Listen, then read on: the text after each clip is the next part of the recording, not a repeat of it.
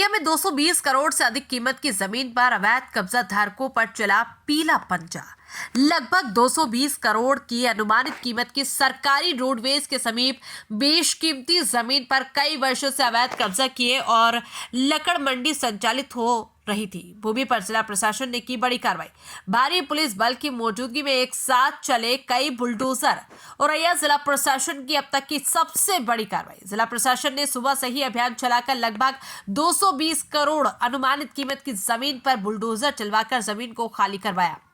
UP के औरैया जनपद के सदर नगर पालिका क्षेत्र में स्थापित और संचालित रोडवेज बस स्टैंड के समीप की बेशकीमती जमीन, जिसका मालिकाना हक नगर पालिका परिषद का है, लेकिन इस बेशकीमती जमीन पर लकड़ी मंडी संचालित हो रही थी और इस बेशकीमती जमीन पर अवैध कब्जा धारक खुद को मालिक बताया करते थे।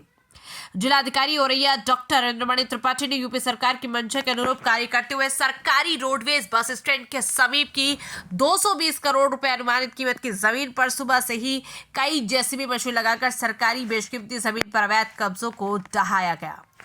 औरैया से जाहिद अख्तर की रिपोर्ट।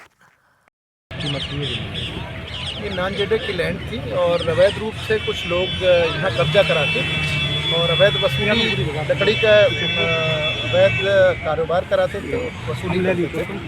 उनके खिलाफ FIR कराई गई और नॉन जेडे की लैंड जो है, जो नगर पालिका के प्रबंधन में होनी चाहिए, उसे आज पुलिस और प्रशासन द्वारा खाली कराया गया। कुल 6.5 एकड़ की लैंड है शहर के भीतर। 221 से 222 करोड़ रुपए की इसकी कीमत है। इसमें करीब 15-16 स्ट्रक्चर्स तो बड़े थे, कुछ छोटे स्ट्रक्चर थे, वो सभी हटा दिए गए। पहले से इनको जो ऑनरेबल सुप्रीम कोर्ट की गाइडलाइन है उसमें हम लोगों ने मुनादी कराई थी, बताया था कि ये खाली कर लें और कुछ लोगों ने खाली कर लिया था, कुछ लोग हड़कर भी थे नहीं खाली, उनको इंक्रोचमेंट करना है।